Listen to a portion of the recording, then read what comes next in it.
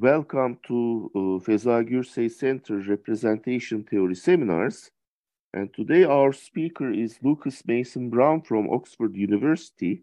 He will talk on endoscopic lifting and cohomological induction. And we thank him for agreeing to deliver this talk. Thank you very much, Lucas. Yeah, please. Thank you, Ilhan, for the invitation. Hopefully next time I can be there in person. The title of my talk is Endoscopic Lifting and Cohomological Induction. And my main goal today is to explain some connections between three important ideas in the representation theory of real reductive groups, namely endoscopic lifting, cohomological induction, and Arthur packets. And so I'll try to explain what these connections are, and as a consequence, I will deduce a proof of the unitarity of a large number of Arthur packets. And this is joint work in progress with Jeff Adams and David Vogan. And I said this to Ilhan, but I'll repeat it. Please interrupt me with questions and comments in real time.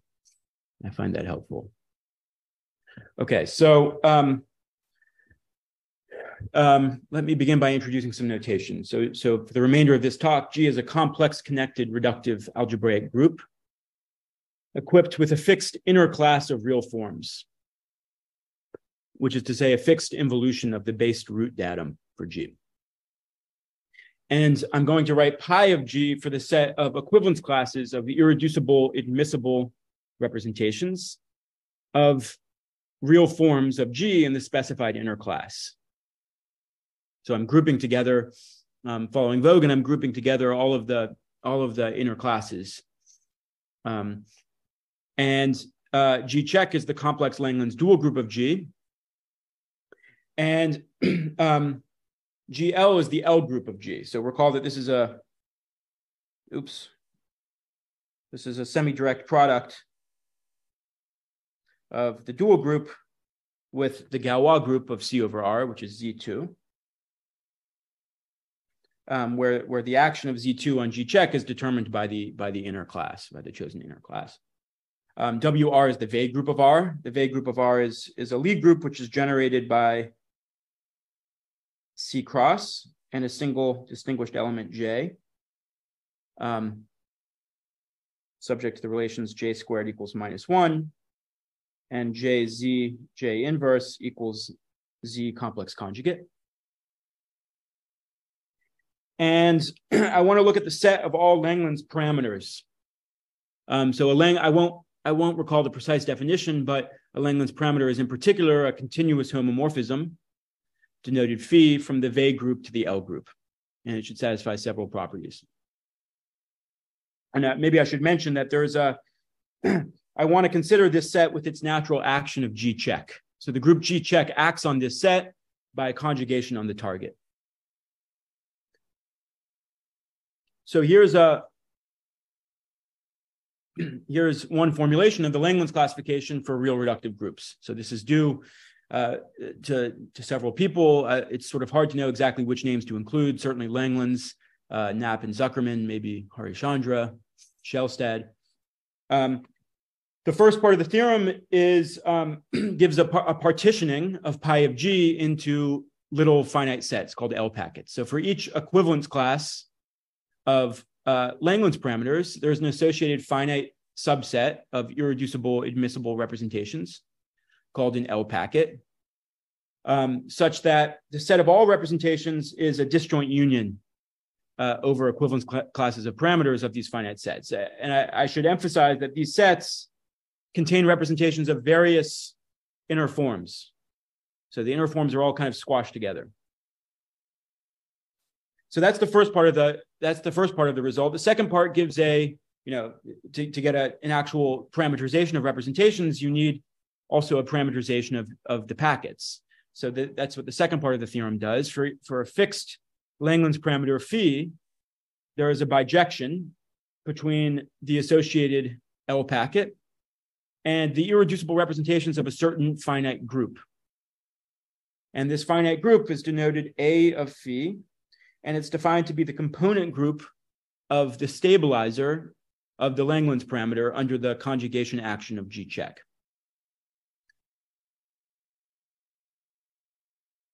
Okay, any questions about the statement?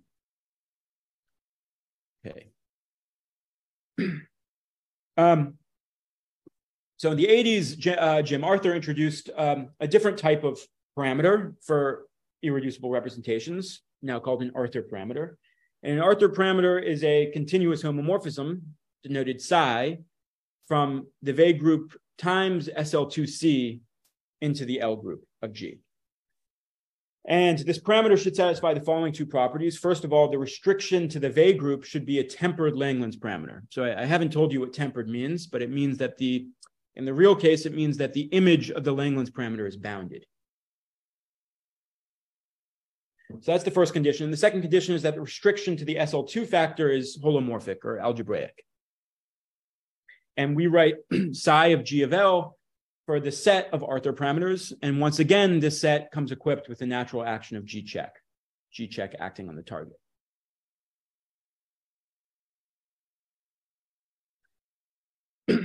So there's a natural correspondence between Arthur parameters and Langlands parameters. If I hand you an Arthur parameter, there's an associated Langlands parameter, which is given by this formula.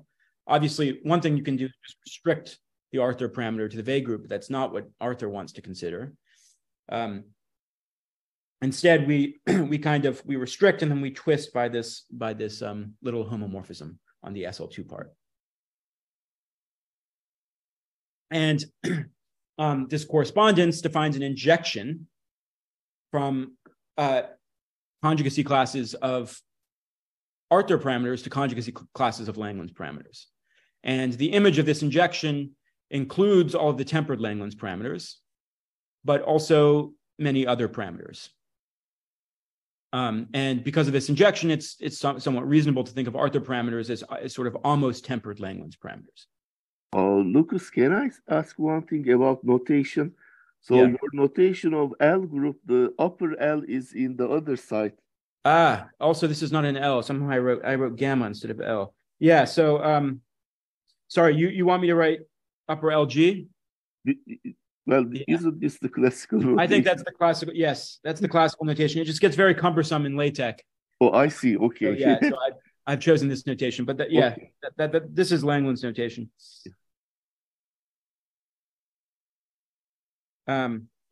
Okay, so so one can also associate some packets to Arthur parameters, and the main theorem here is contained in a book written in the early 90s by Adams, Barbash, and Vogan, which I will henceforth refer to as ABV. And according to this theorem, there is a finite, one can attach to each equivalence class of Arthur parameters a certain finite set of irreducible representations, denoted in this way. And this finite set is called an Arthur packet. These packets do not partition the set of irreducible representations. In particular, they're not disjoint. But not only that, they don't exhaust all of the representations. Their union is a subset of all of the irreducible representations. And there's a relation between Arthur packets and L packets, which is the following. If psi is an Arthur parameter, the corresponding, I should have written, there shouldn't be an R here. Oops. Sorry.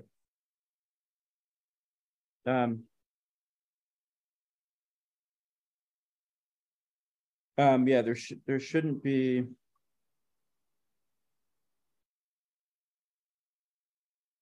There shouldn't be an R here. So every Arthur packet contains, as a possibly proper subset, the corresponding L packet. If the corresponding L packet is tempered, then in fact this inclusion is an equality. But in general, it's just a proper subset.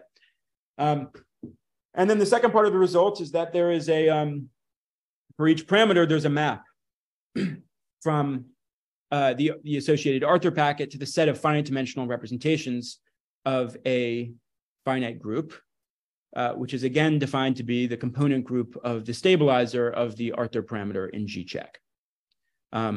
Unlike the L packet case, this map is, well, first of all, the representations in question are not all irreducible. This map is not a bijection, and it's not even injective. There are some things that you can say about it, and I'll touch on that later, but in general, all you have is a map. I should mention that for classical groups, or quasi-split classical groups, these packets are essentially the packets defined by Arthur in his book from 2013. This was proved recently by Jeff Adams and his collaborators. And in particular, for classical groups, these packets are unitary. They consist of unitary representations. That's sort of clear from Arthur's construction because he constructs these representations as the local components of automorphic forms. And so they're automatically unitary. But it's not clear from the ABV point of view that these packets are unitary. But Arthur's construction suggests the following conjecture, which we expect to be true in general, which is that each Arthur packet consists of unitary representations. A limitation of the ABV point of view, which is very powerful, is that it doesn't have much to say about the issue of unitarity. So today I will explain how the tools of cohomological induction and endoscopic lifting can help on the question of unitarity. Okay. So, but before doing so, I want to take a step back and give a brief sort of crash course on the ABV point of view. So it's a very complicated book with a lot of content. So I'm certainly not going to summarize all of it, but I'll try to explain some of the main ideas and themes in the book. So one of the motivating ideas behind ABV goes back to the work of Kazhdan, Lustig, and Behrens and Bernstein. And the idea is that there should be some kind of relationship, some kind of duality, perhaps, between the representation theory of G and the geometry of the set of Langlands parameters. The set of Langlands parameters is a topological space with a G-check action, and one expects some kind of relationship between its geometry and the representation theory of G. A little more precisely, one expects that the character formulas on G should have something to do with the closure relations between the various G-check orbits on the space of Langlands parameters. And the first problem that one encounters is that all of the G-check orbits on the space of Langlands parameters are closed. This is because the image of a Langlands parameter, by definition, consists of semi-simple elements. And so there's in fact no interesting geometry on the space of Langlands parameters. So the solution in ABV, which is sort of the starting point of ABV, is to construct some closely related space of closely related parameters with a more interesting geometry. So defining the definition of their space is rather technical, and I won't give it unless I'm forced to in the Q&A, but I'll just say some things about it. So the ABV parameter space is a topological space denoted XGL with a G-check action. And it's naturally a G-check equivariant quotient of the space of Langlands parameters. And this quotient map has various properties. So first of all, this quotient map induces a bijection on the level of equivalence classes. Second of all, if you have a Langlands parameter, phi, which corresponds to some point in the ABV parameter space X, then of course you get a map between the corresponding stabilizers. In fact, an inclusion of the stabilizer of phi into the inclusion of into the stabilizer of X. And the space is constructed so that this inclusion is the inclusion of a maximal reductive subgroup. And so in particular, we get an isomorphism on the level of component groups. The group that I denoted A of phi is naturally isomorphic to the component group of the stabilizer of its image, X, in the ABV parameter space.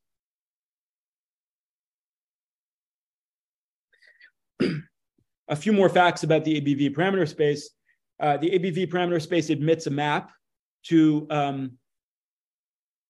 the quotient G-check mod G-check, which is identified with the set of W orbits on H star. Here, W is the Weyl group, and H is some Cartan subalgebra of G. And this map to H star mod W is compatible with the map from the space of Langlands parameters. So if you have a Langlands parameter, phi, you can take the differential of the Langlands parameter. That's a map from the complex numbers to the Lie algebra of G check. And you can evaluate this map at 1. And that gives you some semi-simple element in the Lie algebra. And hence defines a map from the space of Langlands parameters to G check mod G check. This element, by the way, this semi-simple element is sometimes called the infinitesimal character of the Langlands parameter. And the point is that this diagram commutes.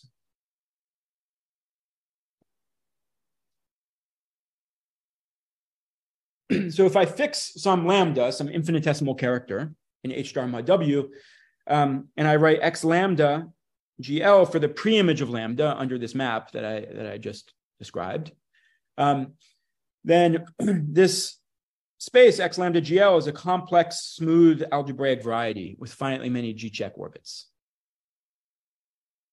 And in fact, it is built in a certain precise sense out of partial flag varieties.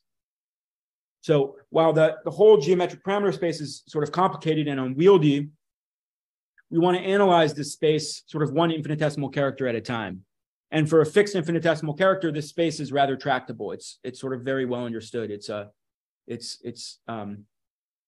Ooh, sorry, my computer's plugging my computer.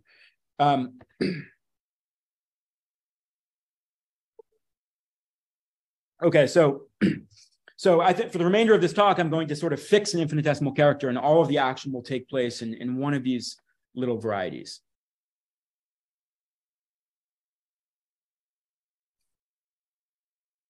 So an important object in ABV are the complete geometric parameters. A complete geometric parameter for GL is a pair, S comma tau, consisting of a G check orbit on the ABV parameter space, and I should say irreducible. An irreducible G check equivariant local system tau on S. So let me just mention that if we fix a point X in S,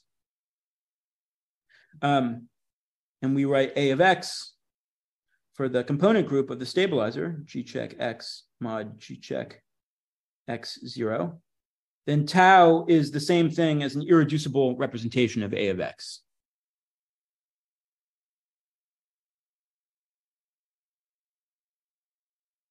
So if you like, you can think of a complete geometric parameter as a pair consisting of a G check orbit and an irreducible representation of the associated component group.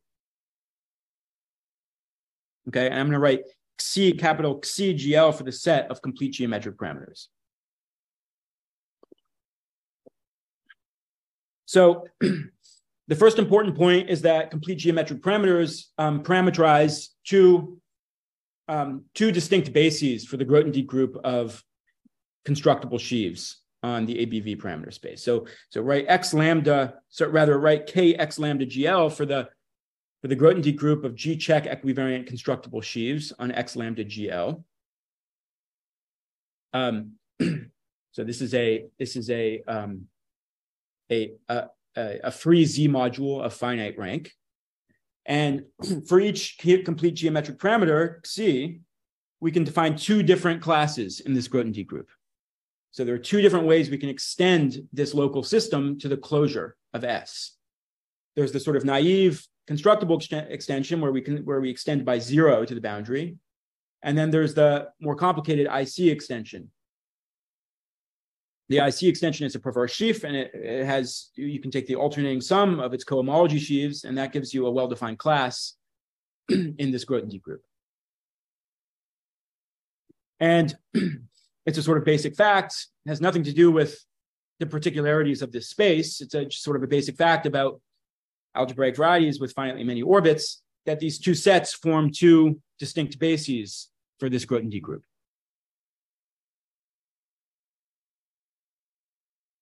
Oops. So that's the first. So complete geometric parameters parameterize two different bases for constructible sheaves. They also parameterize two different bases for representations. So let me explain what I mean. If you write So if Xi is a complete geometric parameter, remember that Xi is a pair consisting of a G-check orbit on X and an irreducible G-check equivariant local system. And the G-check orbit, I explained, the G-check orbits on the ABV parameter space are in one-to-one correspondence with equivalence classes of Langland's parameters. So this S determines, an equivalence class of Langland's parameters. And this tau determines an irreducible representation of its isotropy group, of the component group of its isotropy. And by the sort of version of the Langland's classification that I stated in the beginning, these two pieces of information determine an irreducible representation of G.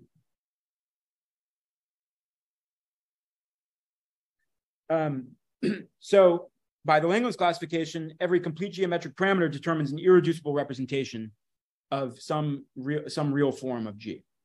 And this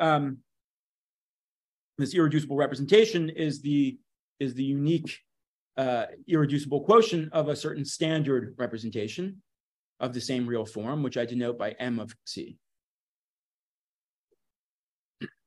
And once again, it's clear that these sets, the set of irreducibles and the set of standards, form two distinct bases for the Grothendieck group of representations. So here's the sort of schematic of what's going on. So every complete geometric parameter determines two different representations, an irreducible and a standard, and two different constructible sheaves, a perverse constructible sheaf and this sort of elementary extension by zero. And we should think of these as being sort of the perverse sheaf. The perverse sheaf and the irreducible representation are sort of the hard objects, and the extension by zero and the standard are the sort of easy objects.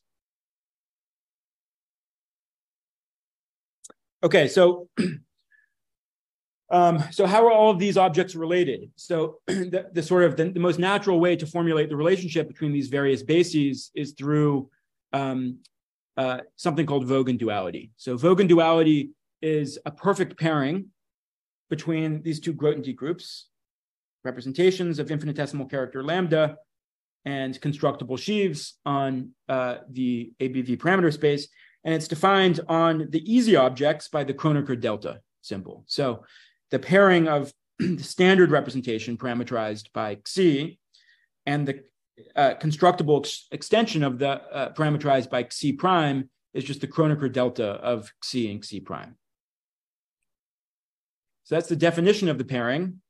The non-trivial theorem is that this pairing has a sort of similarly simple description on the hard objects in both categories. So if you pair the irreducible parameterized by Xi with the perverse sheaf parameterized by Xi prime, that's also the Kronecker delta with some cohomological shift, which I won't explain. So what does this say? Well, what it says is that the change of basis matrices, the change of basis matrix between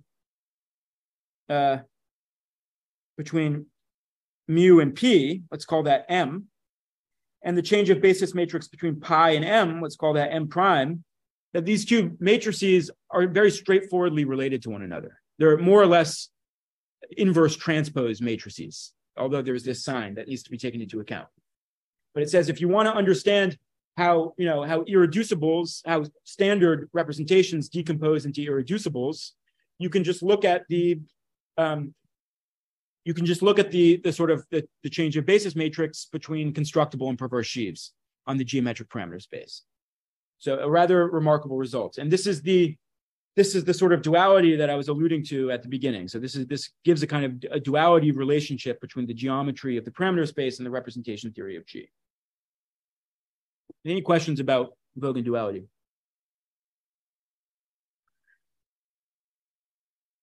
Okay. So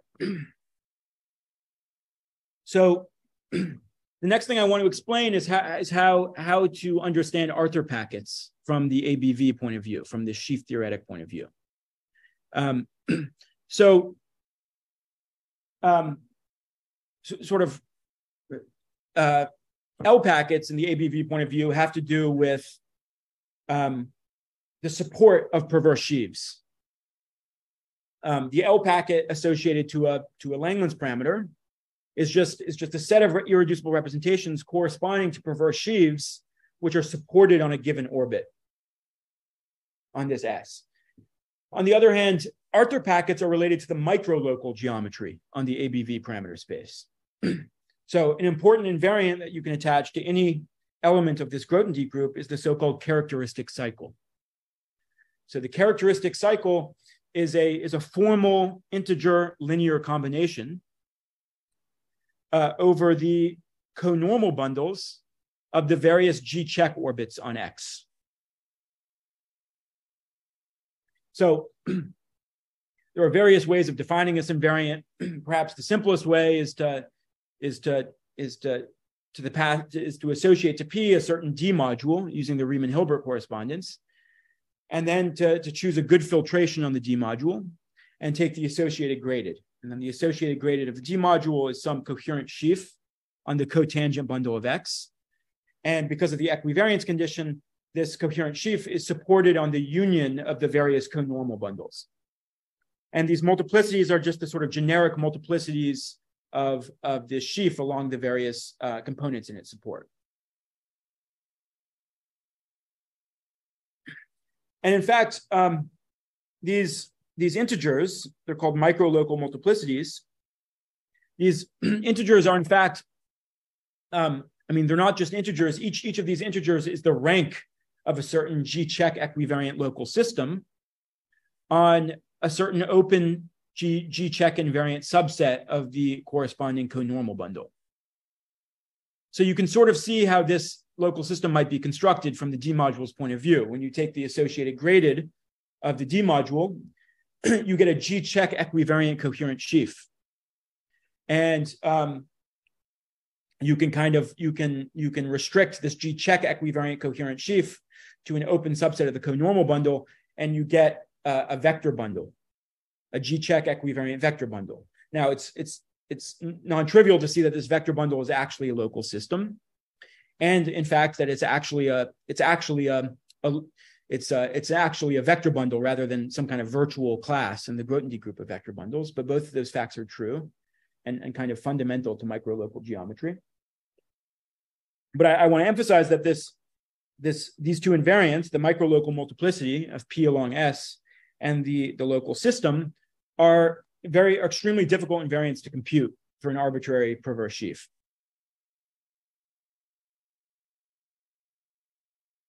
So having introduced these invariants, it's now very easy to state the ABV definition of an Arthur packet. So suppose psi is an Arthur parameter.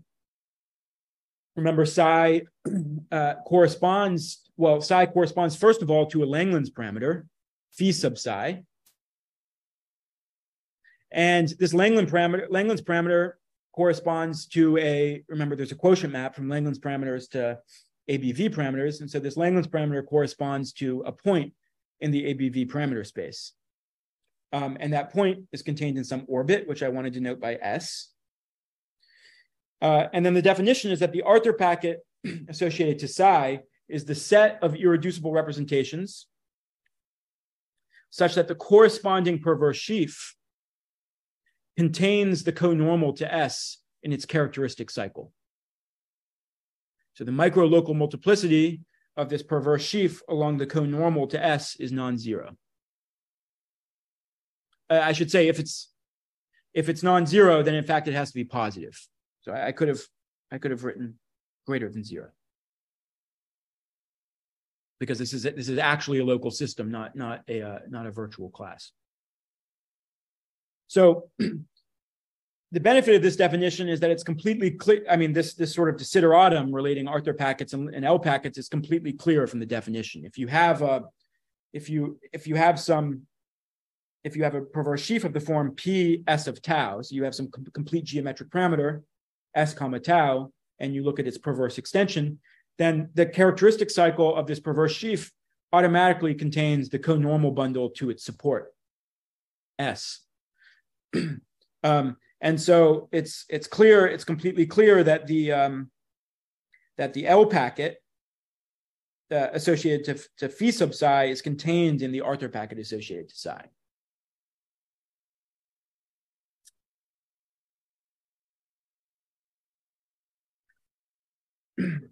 So what about the SL2? What is the SL2 actually doing for us? Well, this is sort of subtle, and I won't explain all the details. But in the notation of the previous slide, this SL2, the Arthur parameter gives you a G check orbit on the ABV parameter space. I explained this, and the SL2 picks out a generic conormal vector. A generic vector in the conormal bundle to that orbit. So a little more precisely, you take this Arthur parameter and you evaluate this Arthur parameter. Here, E is the matrix 0, 1, 0, 0. So remember, psi is a map from the V group across SL2 into the L group. And I want to just evaluate the differential of this homomorphism on the matrix E. And that gives you some semi-simple, some nilpotent matrix in G check. And this nilpotent matrix, it determines a vector, a generic vector in the conormal fiber to X.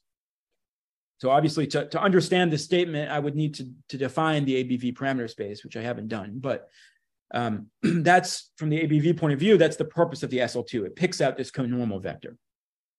And what's more, the component group of the stabilizer of psi is identified with the component group of the stabilizer of this conormal vector.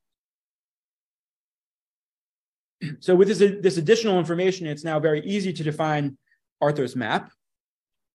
So remember, Arthur's map is supposed to be a map from the Arthur packet to finite dimensional representations of the Arthur component group. And the way it's defined using this local system, chi sub s.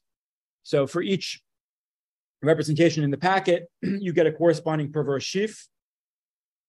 And this perverse sheaf gives you a G-check equivariant local system on the conormal bundle. And you just look at the fiber of that local system at this generic vector V. And the fiber at V is just an irreducible representation of the component group of V, which, as I've explained, is identified with the component group of psi.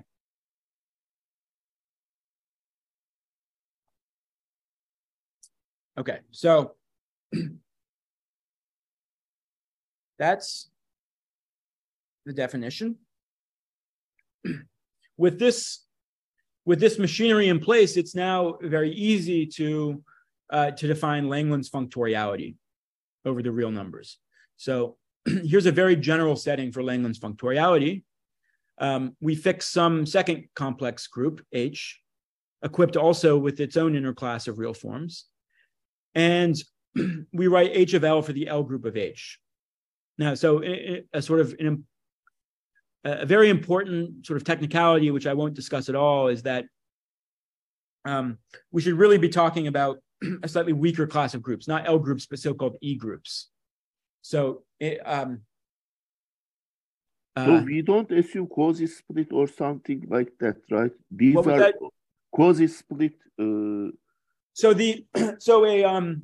An L group is split. It's a semi-direct product of G check. Right. So an E group is not necessarily split. It's just a group. It's just an algebraic group which contains G check as an index 2 subgroup. I see. And fits into an exact sequence like this. And the point is, the reason why this is an extremely important notion, an important generalization of the notion of an L group, is that subgroups of L groups tend not to be L groups. So you want a class of groups which has nice sort of hereditary properties that sort of close on your taking subgroups in a certain sense, and this is sort of the right notion to consider. So in fact, all of the theorems I just stated from ABV are formulated in the more general setting of E groups. So sort of constructible sheaves.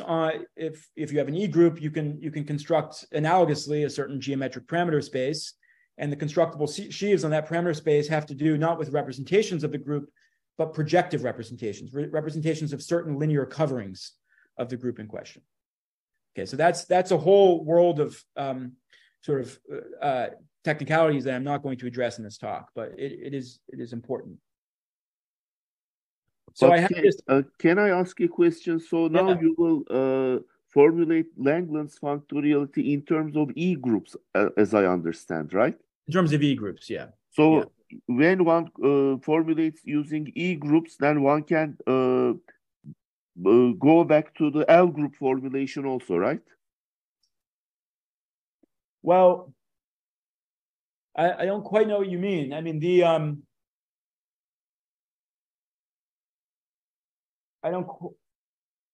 I think the short answer is no. I mean, these as I say, or maybe let me ask like this: if we prove Langland's functoriality for E groups, do we get Langland's functoriality in the classical setting for stated for L groups? For like, I mean, there are special cases when the E groups in question are actually L groups. You know, like if you have like a split group, for example, and you have if you have the Levy subgroup of a parabolic subgroup, right, for example, then the L group of the Levy is contained in the L group of the group, and so in that case, both of the E groups are actually L groups, and everything is wonderful. But in general, in order to even formulate the statements, you need to pass to the world of E groups. I don't know if I don't really think there's much more to say. I think you need, I mean, Langland's parameters for E groups, as I say, don't parameterize representations. They parameterize representations of certain coverings. And there isn't always a straightforward relationship between the representations of the group and the representations of its coverings. Okay, yeah, okay. It's like projective representations that we consider. Exactly, yeah. Yeah. Yeah. Okay, so we have this H and we have this L group, or really E group, and we have an L homomorphism. So that just means a homomorphism of algebraic groups, which commutes with the projections to Z mod 2. And this L homomorphism, it determines a continuous map on the geometric parameter spaces. So if I was considering Langland's parameters instead of geometric parameters, then it would be completely clear how to construct this map. If you have a Langland's parameter, you can just compose with the L homomorphism, and you get a Langland's parameter to G. You can do something very similar in the ABV setting, and so you get this continuous map between the corresponding parameter spaces. And this, if you fix some semi-simple element, lambda, in H check, then you get a semi-simple element inside of G check. And this continuous map epsilon restricts to the corresponding algebraic varieties, X lambda HL and X lambda GL. And this map is, I should say, this is an H check equivariant map of smooth algebraic varieties. So pullback along this map is an exact functor, and therefore defines a group homomorphism between the corresponding Grothendieck groups.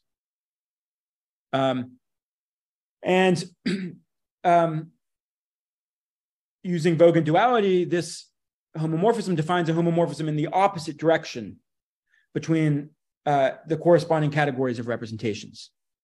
So if you take the transpose, you get a map, you get a map from Hom over Z to KX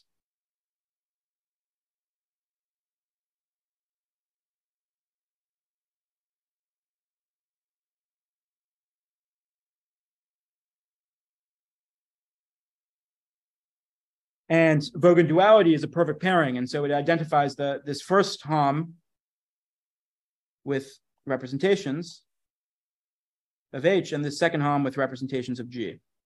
Sorry, it's a little hard to see, but so Vogel duality gives us a map in the opposite direction between representations, and this is Langland's functoriality. So this is the transfer map. once you have this whole machinery in place, it's extremely easy to define in general. The issue is establishing its nice properties. So one thing that you can say in general is how this transfer map behaves on standard representation. So this is always quite easy. So if you have some point x sub h in the parameter space for h, and its image x sub g in the parameter space for g, then you get a natural homomorphism between the corresponding component groups. So this is the component group of the stabilizer of xh in h check, and this is the component group of the stabilizer of xg in g check. And on the level of standard representations, E lower star is given by the following formula. So if you have some standard parameterized by the pair x, h, and tau h, here tau is some irreducible representation of a x h, then what you get is a sum of standards. And the standards which appear in the sum are parameterized by pairs xg, tau g, where the pullback of tau g along this map is tau h.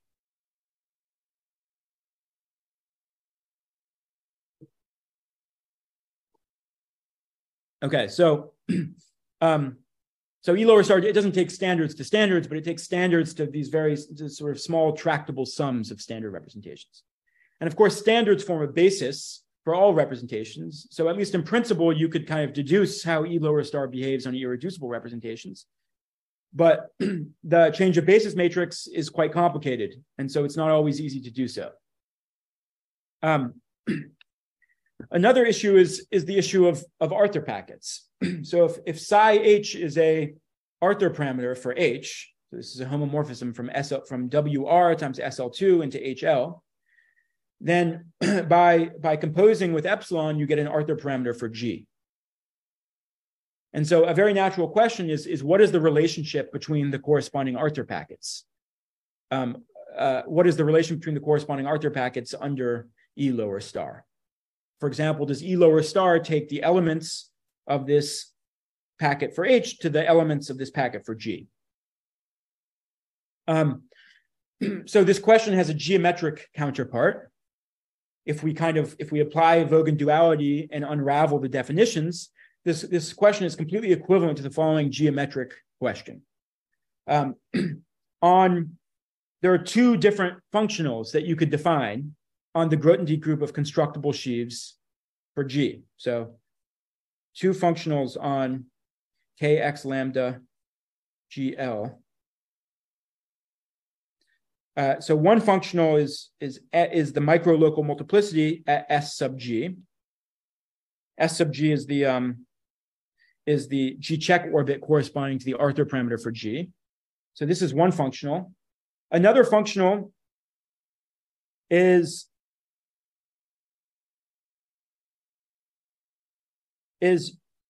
you first take your perverse sheaf on the parameter space for G and you pull it back along epsilon to get a perverse sheaf on the parameter space for H. And then you take the microlocal multiplicity along the H check orbit. So this is also a map. This is also a functional on the Grothendieck group of constructible sheaves on the parameter space for G. And this representation theory question is completely equivalent to this geometry question. What is the relationship between these two functionals? In a little more concisely, how do microlocal multiplicities behave under pullback? And this is a very difficult problem, and there's no easy answer at this level of generality. So there's no reason to expect at this level, without further conditions and assumptions, for these functionals to have anything to do with each other. And that's where the theory of endoscopy comes in. So from the ABV point of view, endoscopy, an endoscopic group is a particular kind of L homomorphism for which,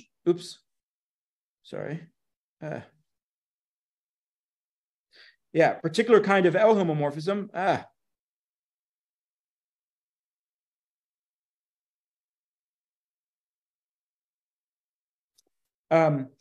For which these questions have answers. So what I want to do is sort of depart from the usual sort of account of endoscopic groups and introduce a slight generalization of the notion of an endoscopic group, which is based on ongoing joint work with David and Jeff. So a pseudo-endoscopic group. So let's say we're in the general setting described above. So you have this group H, and it has an E group which maps into an E group for G under an L homomorphism epsilon. We say that the pair H epsilon is a pseudo-endoscopic group if there exists a finite order element S in the E group for G, satisfying the following two conditions. First of all, HL is normalized by S. And second of all, H check is the identity component of the centralizer of S in G check.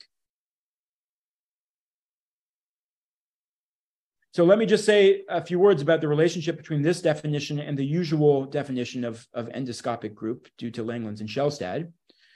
If we replace the first condition with the strictly stronger condition, that the L group for H is centralized by S, not just normalized, but centralized by S, then we recover the usual definition of an endoscopic group. But I claim that this stronger condition is not necessary, that we can get away with this weaker condition. And this larger class of groups includes lots of examples that are interesting, representation theoretically. So let me give one example to justify why this is an interesting and useful generalization. So suppose GR is a real form of G, and suppose TR is a compact maximal torus. So you can always construct an L homomorphism between an E group for T and an E group for G. This is one case where we have to consider E groups are completely indispensable, because in general, there's no L homomorphism between the L groups. You have to consider E groups to get an L homomorphism. Then I claim that any such homomorphism is pseudo-endoscopic, because you can take S to be any regular element in T check. Right? Any regular element in T check certainly normalizes TL. And if the centralizer of this element is, at least the identity component of the centralizer is exactly T check. That's what it means to be regular. But I claim that this L homomorphism is rarely endoscopic in the usual sense. So let me actually just pause and give an example, a more specific example. So let's take GR to be TGL2. So G check is SL2. And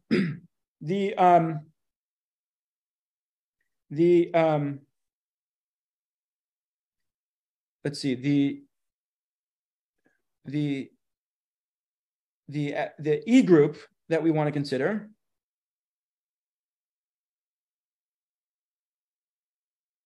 so we take T check to be the diagonal matrices.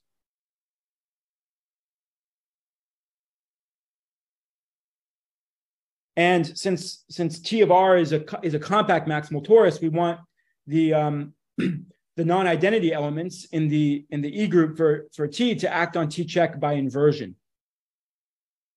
So we take TL to be T check, the group that's generated by T check, and this permutation matrix. Well,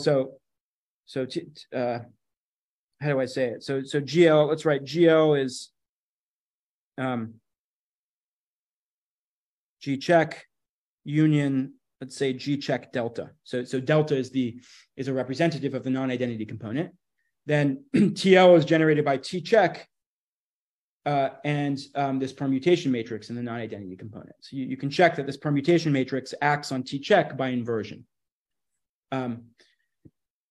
So this is our L homomorphism, and now it's easy to see that there's no S, which makes this an endoscopic group. And the reason is you want an S which centralizes both T check and this permutation matrix. And any element which centralizes T check and this permutation matrix has to be central in G check. And so S has to be, to get an endoscopic group, S has to be plus or minus the identity matrix. But then the centralizer of S is all of G check. So this is not an endoscopic group in the usual sense. And this is a sort of significant drawback because compact tori are absolutely crucial to the Langland's classification of for real reductive groups. To construct discrete series, for example, you start with a compact maximal torus. So this generalization, this notion of a pseudo-endoscopic group, includes the E groups of compact maximal tori. And more generally, it includes the E groups of the Levy subgroups of so-called theta stable parabolics. Okay, so let me explain.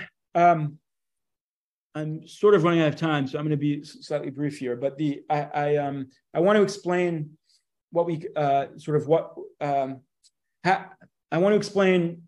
want to give some sort of answer to this geometric question in the case of pseudo-endoscopic groups. So suppose H epsilon is a pseudo-endoscopic group. Let psi H be an orthoparameter for H, and let psi G be the associated orthoparameter for G. As I've explained, these parameters determine orbits on the corresponding parameter spaces, SH and SG. And the L homomorphism gives a map on the corresponding component groups.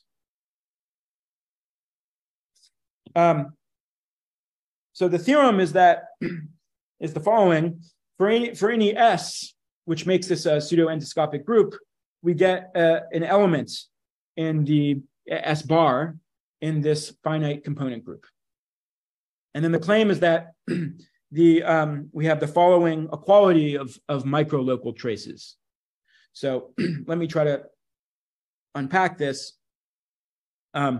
If we have an arbitrary element in the Grothendieck group of constructible sheaves on the parameter space for G, we can take we can look at the local system on the conormal bundle to SG. And this local system is the same thing as an irreducible representation of the component group A psi G. And so we can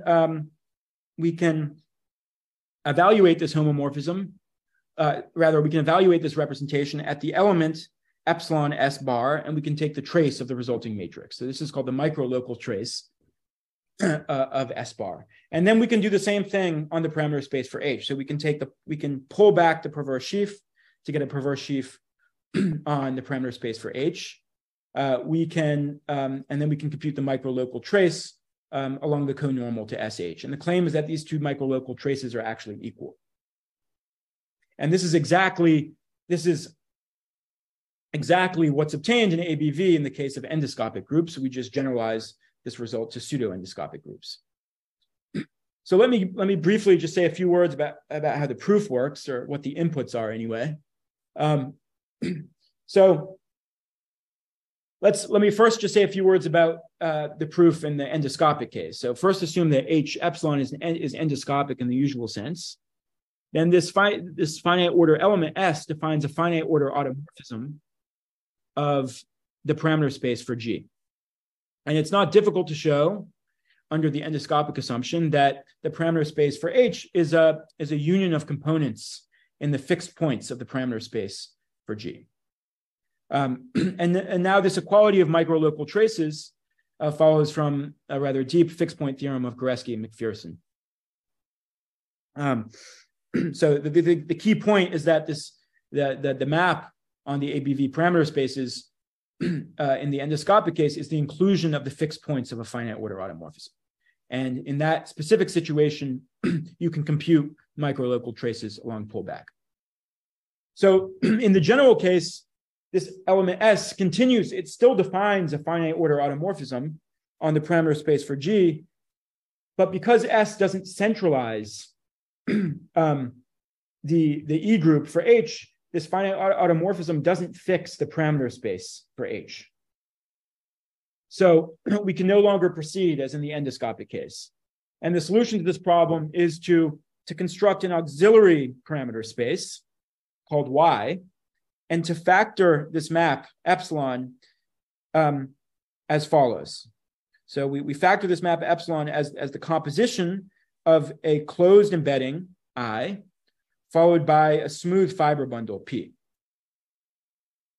And then we use S to define a finite order automorphism on this intermediate space, Y. And this finite order automorphism again has the property that the fixed points is the parameter space for H. So we can now apply this fixed point theorem to this intermediate map I. And then the fiber bundle is smooth, and so it has a very easy sort of effect on microlocal traces. There's not much to worry about there. So that's the structure of the argument. Okay, so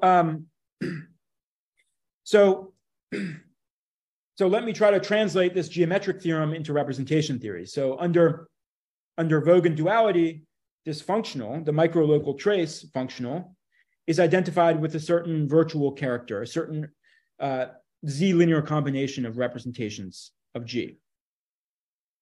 So this is just sort of a completely formal unraveling of the definition of Vogel duality. It's just it's identified with the virtual character eta S bar, which is a certain weighted sum over the Arthur packet associated to psi of G, where the weights, the coefficients, come from this element S that we've defined. So if you change S, then that has the effect of changing these coefficients.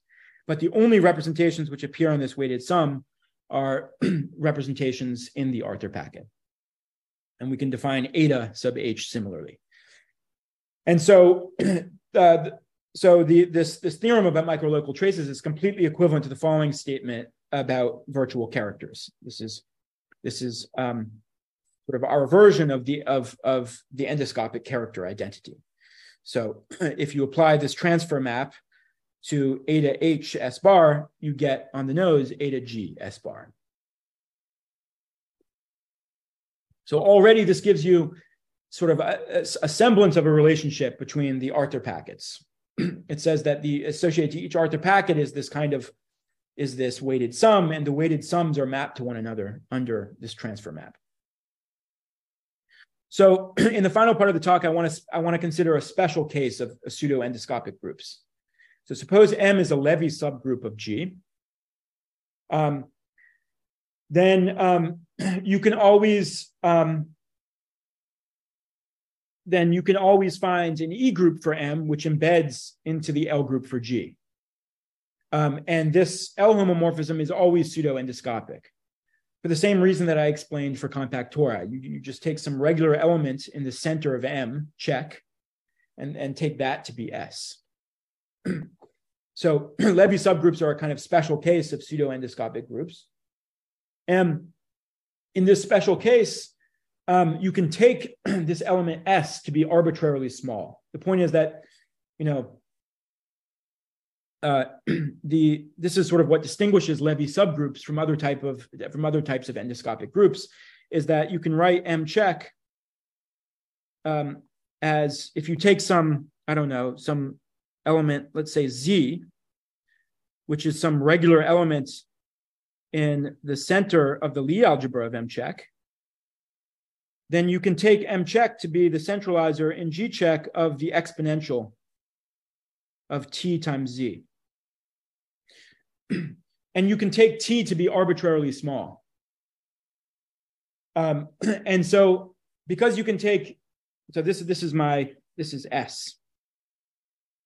So if you take S to be arbitrarily small, you can take S bar to be 1. So this is something that you sort of can't do for an arbitrary pseudo-endoscopic group. But in the case of Levy subgroups, you can always take this element S bar to be 1. And then the character identity on the previous slide simplifies as follows. The character identity for Levy subgroup says that eta lower star applied to this very simple weighted sum is equal to this very simple weighted sum. So these are in fact stable sums in the sense of Langlands and Shellstad. each of these is just each of these is, each is again a weighted sum over the corresponding Arthur packet, but the coefficients which appear, the weights which appear, are just these microlocal multiplicities, which remember are always positive numbers. So in particular, they're never zero. So every representation in the Arthur packet appears in the corresponding stable sum.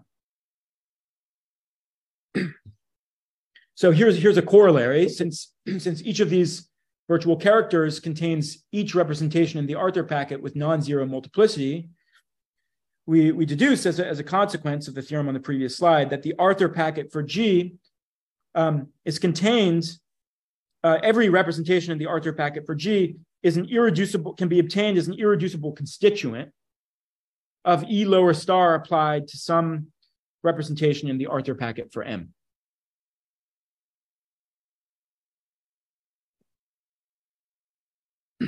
Okay, so I was told it's 60 minutes plus or minus 10 minutes. So maybe I have maybe 5 more minutes of material that I want to get through, and then I'll take questions. So I want to explain what all of this has to do with unitarity. So far, what I've explained is that, using this sort of generalized theory of endoscopic lifting, I've explained how to relate Arthur packets for groups to Arthur packets for their levies. But it's not at all clear what endoscopic lifting has to do with unitarity. For example, it's not at all clear when and under what circumstances E lower star takes unitary representations to unitary representations. And it's certainly not the case that it always does. You have to think a little harder. So what I want to do is I want to relate E lower star in the case of a levy to another well-known homomorphism called cohomological induction. So if we fix a parabolic subgroup Q with levy factor M, then we get this map from representations of M to representations of G called cohomological induction. So I won't, this is rather delicate and complicated to define. I won't define it here. I'll just say just a few things about a few properties of cohomological induction. In the special case when Q is defined over the real numbers, remember Q is a parabolic in the complex group, but if Q happens to be defined over the real numbers, then this homomorphism is exactly the usual normalized parabolic induction functor.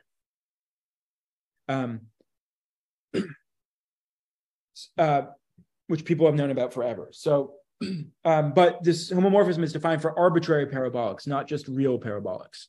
And the other thing I want to say is that cohomological induction is known to preserve unitarity in a large number of cases. So if Q is defined over R, then this map always preserves unitarity because it's just ordinary parabolic induction. But even if Q is not defined over R, there's a large body of theorems giving sort of necessary and sufficient conditions for the preservation of unitarity. So now we have 2 homomorphisms with the same source and target. One is cohomological induction, and the other is Langland's functoriality. And the question is, what is the relationship between these 2 homomorphisms? And the answer is actually quite subtle. So it's certainly not true that they're equal, but they are related. But to explain the relationship, I need to introduce one final definition. So an Arthur parameter is said to be distinguished if the image of the SL2 is not contained in a proper Levy subgroup. So if G is semi-simple, there are only finitely many distinguished Arthur parameters, whereas there are infinitely many Arthur parameters. And every Arthur parameter factors through a distinguished Arthur parameter.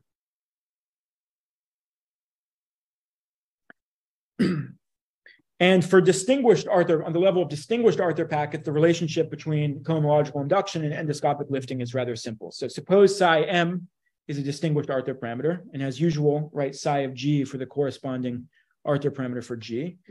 Then on the level of Arthur packets, E lower star and cohomological induction are the same.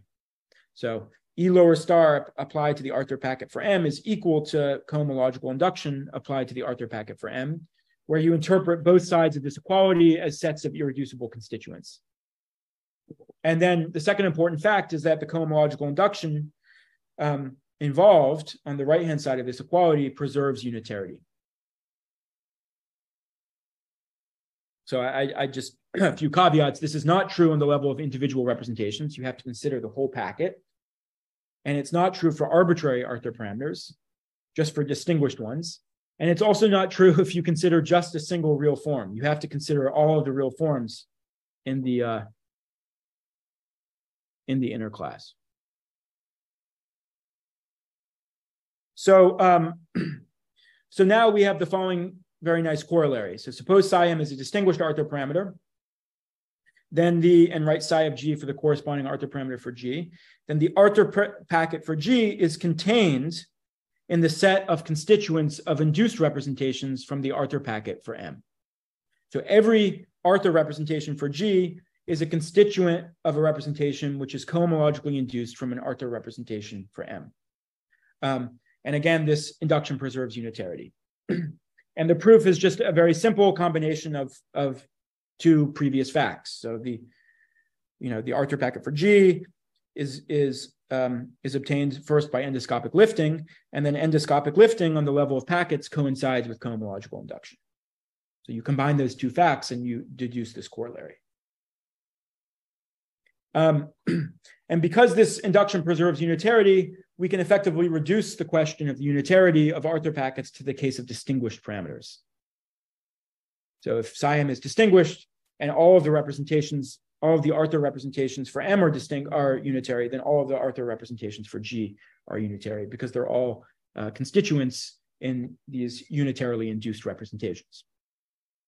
And this is a rather significant reduction. It reduces Arthur's unitarity conjecture to a small finite number of Arthur packets attached to distinguished parameters. One example of a distinguished Arthur packet is the packet containing the trivial representation. And this is just to illustrate how significant of a reduction it is. So here, this is the number of distinguished representations over all of the real forms of the exceptional groups. So for G2, there are only 3 distinguished representations. And of course, among them are the trivial representations of the various real forms. For E8, there are only 17. And so these are the kind of numbers that you could sort of work with on a case-by-case basis. And I'll just conclude with just some indication of what's next. Having reduced the question of unitarity to distinguished parameters, the next question is if we can find some kind of conceptual or geometric proof of unitarity for these distinguished representations. And that's, we have some ideas, but it's kind of unclear. But I think I'll stop there and see if there are questions. Lucas, thank you very much for your very nice and technical talk. So any comments or questions? Yeah. Maybe since I'm speaking, I should ask the following. Sure. So from your last slide, I can see that one can use some computer programs to check these things, right? Yes. Yeah. So there is an amazing software tool called Atlas. And I guess David Vaughan is one of the leaders of Atlas. This program. Is the names attached: Jeff Adams, David Vaughan, Mark Van Leeuwen is the computer genius. I can't spell his name, but something like this. And this, let me just say a word or two about what this software can do. This software can decide, representations are parameterized by Langlands parameters. And so you can give the software an arbitrary Langlands parameter, and it will tell you whether the corresponding representation is unitary. This is rather amazing, and it works. The computations are relatively tractable up to rank 7. So you can check using Atlas that all of these representations are unitary. For E8, it becomes a serious sort of computational problem. There's some hope of being able to use. There's some hope of that other methods might be useful in the case of E8.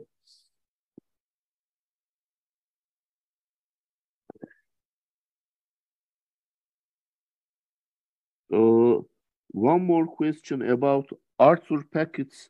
Well, I mean, I always felt that, I mean, the introduction of Arthur, his SL2, is like he wanted to mimic the passage from Weyl group to Weyl group representations to Weyl-Deligne group representations. Yeah, well, it's confusing. So in the p-adic case, over the p-adic numbers, the Weyl-Deligne group already has a copy of SL2 inside of it. Right. So if K is p-adic, then WK is the Weyl-Deligne group. WK prime is WK times SL2. Right. And so an Arthur parameter is a map from WK times SL2 times SL2. SL2, yeah. Or two SL2s. And yeah, I mean, and they kind of play very different roles in the Langlands classification, these two different SL2s. So because of that, one is called Arthur's SL2, I guess. Yeah, this is, exactly. One of these is Arthur's and one is, I guess, Langlands or Weyl-Deligne SL2 or something. In the real case, there's only one SL2 which appears. Yeah. Yeah. Because in the real case, in the Archimedean local case, we take Weyl-Deligne group equal to Weyl group also. Exactly. Yeah. I should say another difference, important difference between the Archimedean and non-Archimedean cases. In the non-Archimedean case, I mean, you can ask whether this sort of ABV idea of relating the representation theory to the geometry of a space of Langlands parameters can be applied in the p-adic case as well. And this is a very active area of current research. In some ways, things are a bit easier in the p-adic case because the Weyl group already has some unipotent elements in it.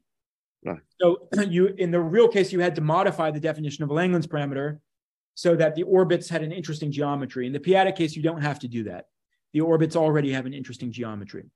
And so you can ask, is there some relationship between the orbit closures on the G check side and the representations on the G side? And this is, and you can also try to define Arthur packets in an exactly analogous fashion.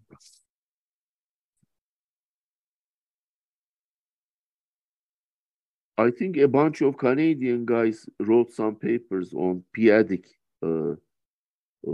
Clifton Cunningham and and his collaborators. Yes.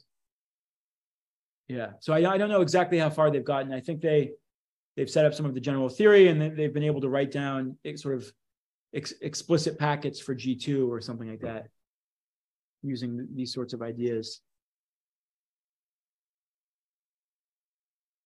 So there is no global version of this theory. No. Well, you told me there's no global group, so how could there possibly? Well, no. I mean, I believe there should be global group, but I mean, still it's hypothetical, I guess. Yeah. I mean, maybe philosophically, but these ideas certainly don't. They only directly apply over the real numbers. Yeah. Any more questions or comments? Okay, so then maybe we stop our recording now.